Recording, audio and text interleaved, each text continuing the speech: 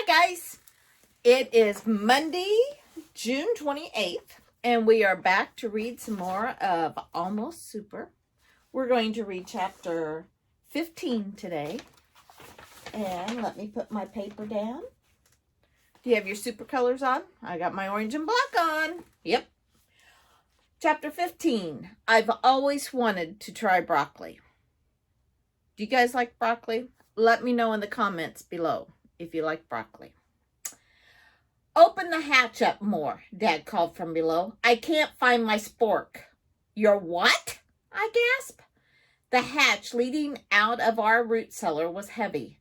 Brown stalks of weeds poked out of the snow. The ravine was deep, and so we couldn't be seen from the road or any other houses nearby. I adjusted my feet, trying to get a better grip on the metal. Dad lost his spork, Benny called from below. His flashlight is dead, and he can't find it. He needs more light. My feet slipped, and the hatch closed with a thump. I landed on my backside and thought about getting up and opening it again, but it felt good just to lie there. Dad was a superhero. He'd figure out some way to find and rescue his spork. A few minutes later, the hatch opened up, and Benny and Dad climbed out. That was some quick thinking, son, Dad said, holding up a gleaming titanium spork. Once you closed the hatch, I could use my infrared goggles. Spork found. Crisis averted. What do you need your spork for anyway? I asked. It's all you can eat sushi at Herman's Diner, Dad said. Superheroes get a 15% discount, and I prefer to eat my sushi with a spork. Dad pulled Benny and me together and then put his arms around us. Going up, he said. Benny, Dad, and I shot into the air. It was an after school on Thursday, and we were headed to the ranch. Dad flew straight up before veering to the north. We soared over the suburbs of Split Rock, then downtown Split Rock, and then over more suburbs. He flew over the dump and around the new cell tower a few times just to show off. When the cold became too much to bear, I pulled the hood of my coat down to protect my face from the biting wind. Eventually, the suburbs gave way to open fields blanketed in snow, then finally to wide open spaces covered with sagebrush, scrub oak, and the occasional pine tree. Dad flew low to scare a few deer. They jumped and darted away. Dad slowed, and I could see Grandpa's ranch as we descended. Sitting there at the base of the small mountain we called Gunsight Peak. When I was little, I thought Grandpa was a humble rancher trying to dry farm a few acres up on one of the canyons north of the city. After I learned the family secret, I discovered Grandpa owned the entire mountain, as well as a sprawling cavern underneath. I'm not sure how, but apparently superheroes make a lot of money without much effort. Dad landed on the front lawn. Nothing like a brisk afternoon flight around the city, eh, boys? Dad said. It really gets your blood pumping. We walked to the door, and my shoes crunching in the frozen snow. Dad rang the doorbell, then stepped back off the porch. I'll be back by 7, he said, and he crouched, leaped into the air, and was gone. I hope Grandpa's here, Benny said, or we'll be stuck outside for 3 hours. Grandpa was home. He opened the door a few moments later, his voice boisterous as he said, Boys, come on in. Glad to see you made it. I followed Benny inside the tidy home, a simple rug, an afghan on top of the weathered leather couch. Nothing hinted that the humble abode was really the headquarters for a family of superheroes. Do you boys need an after-school snack? Grandpa held up a glass of milk. This creamy goodness was in the goat just 30 minutes ago. No thanks, Grandpa. If you ever want warm goat's milk, you know why I politely declined. If you've ever had warm goat's milk, you know why I politely declined. It's kind of like throwing up in reverse. That's what's wrong with you kids these days, Grandpa said. When I was your age, I never turned down free food. How are you going to put any muscle on those bones if you don't drink your goat's milk? Good goat's milk. Grandpa finished off the milk, his mustache dripping with white froth. He gave an exhausted sigh. All right, enough lollygagging. Let's get you two to Dirk. And he rubbed his hands together and led me and Benny through the kitchen and out to the backyard. How are you boys holding up, Grandpa said as we walked through the snow towards the base of the mountain. Well, we're here to work in the motor pool instead of getting our super suits and going to battles, Benny said. Does that answer your question? Benny's been doing push-ups, I said, hoping to change the subject. He did 20 last night. When I was your age, I could do about 1,000 push-ups, Grandpa said. Then I got my power and I could do 1,000,000. Kind of boring doing 1,000,000, though. And nobody wants to sit there and watch. Grandpa looked at me. What about you, Rafter? You doing all right? I'm doing okay, I said. Although there's something I wanted to ask you about. Fire away, Grandpa said. If I know the answer, I'll tell you. If I don't, I'll make something up. Benny and I were at the store with Dad on Tuesday, I said. You know where the battle took place. Grandpa nodded. I heard that battle was a doozy. Wish I could have been there. The thing is, I don't think the Johnsons were doing anything. I mean, other than shopping. At least not at first. They get to eat broccoli, Benny said. I've always wanted to try broccoli. It looks like little trees. Trust me, Grandpa said. Broccoli doesn't taste as good as it looks. Grandpa put his arm around me. I doubt the Johnsons were just shopping. Grandpa shook his fist and returned his arm to my shoulder. Supervillains don't shop. They steal. They were up there to do something. And if it involved broccoli, then that's a red flag right there. I decided to get right to the point. Grandpa, what do you think about sitting down and talking with the Johnsons? You know, trying to come up with a truce. You can't negotiate with supervillains, Grandpa said. Even if they would sit down and talk, how could we agree on anything? We want what is best for this city. They just want to destroy it. Do you know that for sure, I ask? If you've never sat down to talk with them, how do you know what they want? We tried talking with them before, Grandpa said. The Johnsons won't have anything to do with us. He shook his fist. You've tried? I asked. Grandpa nodded. Several times that I can remember. Once we tried working through the mayor, and once the governor even got involved. But it seemed like just when we started making progress, everything broke down. Why do you have to go through somebody else? I said. Why not just call up the Johnsons directly? Oh, you can't do that, Grandpa said. You have to have a third party in those kinds of talks. Neither side can know where the other is going together until just a few hours before the meeting. Otherwise, you might be walking into an ambush. My head felt like it was spinning. The Baileys were willing to talk. The Johnsons were willing to talk. So why hadn't the talks ever happened? I bet the Oscar Redding guy who sent the emails would know. Grandpa stopped in front of an old-style outhouse under a large oak tree. He reached forward, opened the door. Skunks! He shouted, and I jumped. 3 skunks scurried around the inside of the outhouse. Dang it, I said. Don't scare me like that. Herman, Gladys, Lula, Benny shouted, leaning over to pet the black and white animals. I love these skunks. Grandpa had some pretty tight security out at his ranch, but he also believed in simple measures. He said a few well-placed skunks were much better than any sophisticated alarm system. The skunks couldn't spray, so they were even more or less harmless. Grandpa stepped into the outhouse, and Benny and I followed. Benny shooed the skunks outside, and Grandpa closed the door. Good thing this is a 2-seater, Grandpa said. And he made that joke every time I'd been out there with him.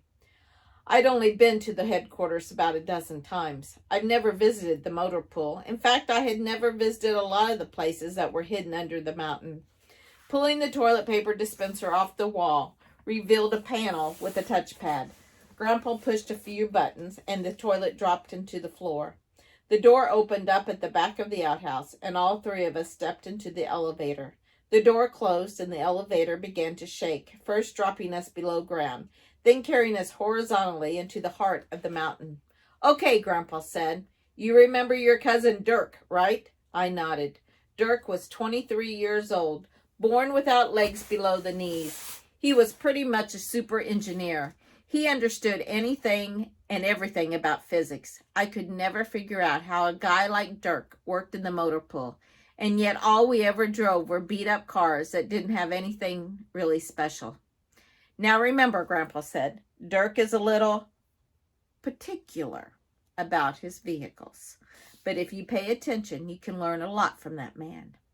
I'm glad he's particular about the vehicles because nobody else wants to be, I muttered under my breath. The elevator came to a stop. The doors opened, and for a moment I thought somebody was pulling a trick. I had expected a dingy room, cluttered with spare parts and old vehicles that Dirk tried to keep limping along. But it was nothing like that. Holy avocado buckets! Benny said, stepping out of the elevator. I followed him, looking around and trying to take everything in. The motor pool filled a huge warehouse. The walls and floors were stainless steel. Bright lights overhead emanated a soft, high-pitched hum. Dirk sat at a table holding a small set of pliers in one hand and a circuit board in the other. Behind him were rows and rows of the most incredible machines I'd ever seen. Forest green metal, polished black rubber, and chrome as far as the eye could see. Cars, motorcycles, and jeeps lined the left side of the room. Several jet skis, boats, and two donut-shaped vehicles that I assume were hovercrafts, and a small yacht set in the back. To the right were two helicopters, a propeller plane, and several personal aircrafts, and a small jet. In the middle of the room stood more cars, bikes, a tank, and something that looked like a miniature submarine. This is the coolest place ever, Benny said, his voice reverent. For the first time since the surprise meeting, I heard hope in my brother's voice. Out of the corner of my eye, I saw Dirk smile. He put down the circuit board he'd been working on and stood. He was wearing shorts, and his prosthetic legs, fashioned from some type of gleaming metal, were bent in a curved S shape and made a clinking sound as he walked. Grandpa gave Benny and me a whack on the shoulders, then stepped back into the elevator. Good luck, boys. I'll see you in a few hours. Work up an appetite. I'm milking Sandy again for dinner. The door closed behind me, but I barely noticed. Where did we? I couldn't even form a coherent question. I just waved at the vehicles and then looked at my cousin. Dirk stepped in front of Benny and me and folded his arms. His smile grew bigger. You boys have just been let in on the little family secret, he said. I've been designing, building, and testing these vehicles for about 6 years. Your brother Rodney has been helping me out on the technical side of things. Why don't we ever get to use these? Benny asked. Why are we driving around in clunkers? Well, for starters, we haven't worked out all the kinks, Dirk said. Some of these machines are still in the prototype stage, but the main reason is we don't want the Johnsons to know. We're building a fleet of vehicles that will be able to run circles around anything they have. When we are ready to show them what we've got, it will be years before they can catch up. I remember the barking robotic dog at Juanita's headquarters. Sure, they had a cute barking puppy that could pop bubbles. We had an entire room filled with armored vehicles. If we really wanted to, we could take out the Johnsons at any time. I had a whole new appreciation for working in the motor pool. To climb into one of these vehicles and sit behind the wheel, or the stick, or whatever you use to steer some of these machines. With a sudden desire to feel cold metal under my fingers, I stepped forward. Hold it right there, partner. Dirk grabbed me by the back of my sweater. He had a lean face, and it was clear he hadn't shaved in a few days. A few rules, he said, smiling. You listening up? I nodded. Eyes on me, Dirk replied, not the machines. I forced my gaze away from the shiny temptation. This is my room, Dirk said. His voice was firm but kind. I'm responsible for every piece of equipment this family owns. These machines have to be in tip-top shape when the family needs them. Understand? Benny and I nodded. Dirk continued. I can't have 2 kids running around messing things up. Got it? At the word kids, my heart sank. I wondered if Dirk ever even wanted us here. Notice the red line? Dirk pointed to the thick red line that made a large square surrounding the elevator door. 2 desks sat on one side, inside the square. We were on the inside of the square, too. The vehicles were on the outside. You don't cross that line until you have completed my training, Dirk said. Understand? Benny and I nodded. No exceptions, Dirk said. If I'm working on a car and it falls on top of me and I'm trapped underneath it, you stay on this side of the line. Got it? That sounded a bit extreme, but I nodded again. Notice your study area. Dirk pointed to the 2 desks. That's where you'll read and learn. If you study hard, you can pass my test. Once you pass my test, Dirk pointed to the line again, then you can cross the line. I had a sneaking suspicion that the tests weren't going to be easy. Dirk pointed behind us. Notice the bookcases? I turned and looked. 8 bookcases filled with books, manuals, and stacks of bound paper stood against the wall. There were 2 desks next to the bookcases. Those books contain the information you'll need to pass my test, Dirk said. It's not as hard as you think. If you got half a brain, you'll be able to pass the test in 2 or 3 years tops. Dirk took a step back and looked up and down, his smile teasing. Maybe 4 years. Wait a minute, Benny said. Just so I'm clear on this, if we study hard for 4 years and pass your test, then and only then we'll be able to drive these vehicles? Dirk shook his head. I'm sorry. Sometimes I don't communicate very well. If you study hard for 4 years, then you'll be able to cross the line. That allows you to crack open the hoods and start working on these babies. You can't drive any of these machines until you have your SVDL. That stands for Specialized Vehicle Driver's License, and you can't get that until you're 21. 21? Benny said, his voice filled with disbelief. So I can't drive these things for, he counted on his fingers. 9 years? That's almost as long as I've been alive. Actually, Dirk explained, you can't drive anything with a weapon system until you're 23, at least not on the road. Insurance reasons, I think. How many of them have weapon systems, I asked, though I'd already guessed the answer. Dirk smiled, and I thought I saw a hint of sympathy in my cousin's face. All of them. Though sometimes we remove the weapons if we need stealth. So in those situations, you can drive them when you're 21.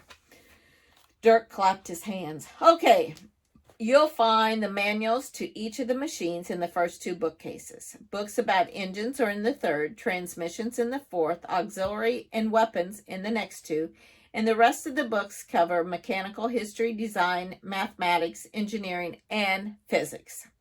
He pointed to the desk. You boys will start on something simple. I want to report on the history and purpose of the glove compartment by the end of the month. The what? I asked. You want to report on what? Isn't the purpose of the glove compartment to store gloves? Benny asked. Or is it? Dirk said, raising his eyebrows. Dirk turned and walked back to the table, his metal feet clinking on the floor. Silence settled over the room, and Benny walked over to one of the desks and dropped heavily into the chair. Somewhere, a fan turned on. I went over to the other desk and steadied myself against it. My knees felt weak. I was done. I was tired. I was angry. And I was done. Boats, assault vehicles, aircraft. I was surrounded by a world of technology, action, and adventure, and I had no place in it. I couldn't even cross the line to feel the adventure with my fingertips. Right at that moment, I saw the truth. I saw the truth, and I hated it. I would never save the day. I would never solve the problem of feuding families.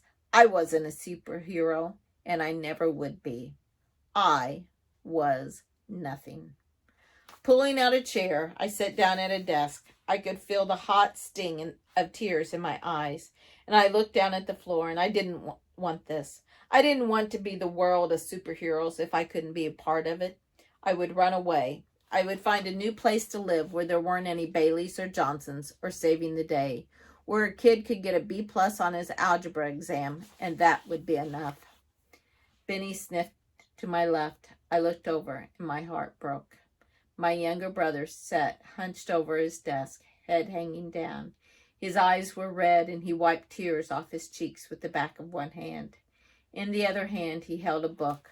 I saw the title of the book, and my stomach dropped. The Brief History of Glove Compartments. I let the low burn of my anger in my gut grow. Life had kicked me and Benny to the curb, told us we were worthless. And how did Benny respond? By standing up, shaking off the dust, and studying glove compartments, as if nothing had happened. Nothing could stop Benny.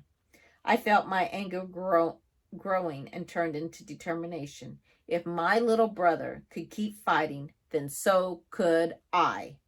Oscar Redding had tried to do something important. He tried to do the impossible, to get 2 super families to stop fighting. I pulled open my phone and typed in a message to Rodney. Send me anything you can find on Oscar Redding. And that's the end of chapter 15. So we will start tomorrow on Tuesday. I think we read chapter 16 and 17. Yes, 16 and 17 tomorrow. So you guys have a great afternoon, and I will see you tomorrow. Happy reading. Bye-bye.